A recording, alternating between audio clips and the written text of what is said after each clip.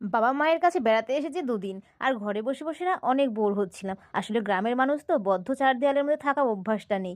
তাই ভাবলাম চলো কাছেই তো চিড়িয়াখানা, একটু ঘুরে আসি, এতে মনও ভালো লাগবে আর আমার সোনাকেও একটু দেখানো তাই তো হবে। একটু দেরি না করে দুই ছেলে মেয়েকে নিয়ে বেরিয়ে পড়লাম। বড়রা যেমন তেমন ছোট বাচ্চাদের কিন্তু এরকম পশু পাখি দেখতে কিন্তু অনেক অনেক ভালো লাগে। শুধুমাত্র ভালো লাগা নয়, তার সঙ্গে তারা অনেক আনন্দ করে এবং অনেক অনেক মজা পায়। আর সত্যি কথা বলতে প্রত্যেকটা বাচ্চার ক্ষেত্রে এরকম মাঝে মধ্যে আনন্দ দেওয়াটা বা আনন্দ পাওয়াটা অবশ্যই দরকারি। শুভ সকাল সবাইকে। কলকাতা শহরের নতুন একটা ভিডিওতে তোমাদের অনেক অনেক স্বাগত ও অনেক অনেক ভালোবাসা। যাই হোক, কিছুক্ষণ হলে আমরা চিড়িয়াখানার মধ্যে ঢুকে পড়েছি। প্রথমেই কিছু পাখি দেখে নিয়েছিলাম, তারপরে চলে আসলাম কুমিরের এখানে। আর কুমিরগুলো এমনভাবে স্ট্যাচু হয়েছিল, আমি তো প্রথমে ভেবেছিলাম বানানো, কিন্তু পরে দেখলাম যে না, ওগুলো সত্যিকারেরই কুমির ছিল। আমি কিন্তু বেশ অবাক হয়েছিলাম। বেশ কিছু বছর আগে এসেছিলাম, তখন তো একরকম ছিল, আর এখন কিন্তু অনেকটাই পাল্টে গেছে। ওই জন্য আমার অনেকটাই অচেনা অচেনা লাগছে। তারপরে আমরা আবার হাঁটতে হাঁটতে চলে আসলাম হরিণের কাছে। এখানে কিন্তু বেশ কিছু প্রজাতির হরিণ ছিল।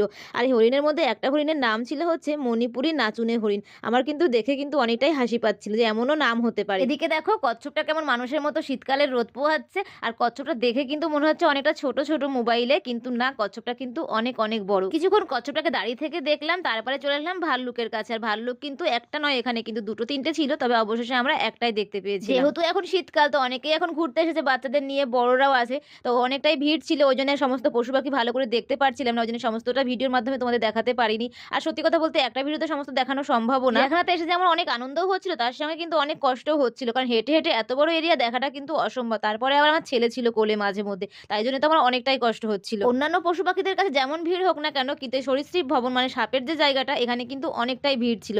দুবার করে এসে ঘুরে গেছি কিন্তু চান্স পাইনি। লাস্ট ম্যাচ ভাবলাম যে এসে যা তখন দেখেই যাবো, তো তিনবারের বার আমরা কিন্তু দেখতে পেয়েছিলাম। অনেক ভিড় থাকার কারণে চিতাবাঘটাকে ভালো করে দেখতে পাইনি, কিন্তু এদিকে এক সিংহ গন্ডার আর এদিকে রয়্যাল বেঙ্গল টাইগার, এদেরকে কিন্তু আমরা খুব ভালোভাবেই দেখতে পেয়েছিলাম। ওদিকে কিছুক্ষণ ঘোরাঘুরির পরে চলে আসলাম ঝিলের পাশে। এখানে কিন্তু অনেক ভালো লাগছিল দাঁড়িয়ে থাকতে। আর এখানে কিন্তু অনেক বড় বড় মাছ ছিল, লাইলন টিকা, দেখতে অনেকটাই সুন্দর লাগছিল, মনে হচ্ছিল ওখানেই দাঁড়িয়ে থাকে, কিন্তু সেটা একদমই সম্ভব না। অনেকটা সময় বাড়ি থেকে বেরিয়েছি, ওই জন্য অনেকটা খিদেও পেয়ে গেছিল, তো ঝালমুড়ি কিনে নিয়ে এসে আমরা খাচ্ছি।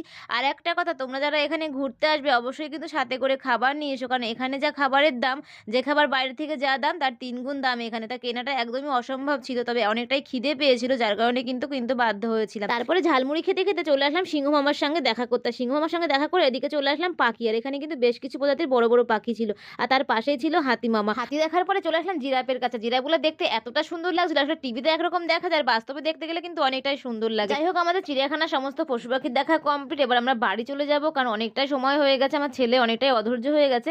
তবে আমার ছেলে কিন্তু অনেকটাই মজা পেয়েছিল। তোমরা কারা কারা এরকম চিড়িয়াখানায় দেখতে আসতে ভালোবাসার, কারা কারা এসেছো অবশ্যই কমেন্ট করে জানিও। তবে বন্ধুরা, আজকের মতো ভিডিওটা আমি এখানে শেষ করে দিচ্ছি।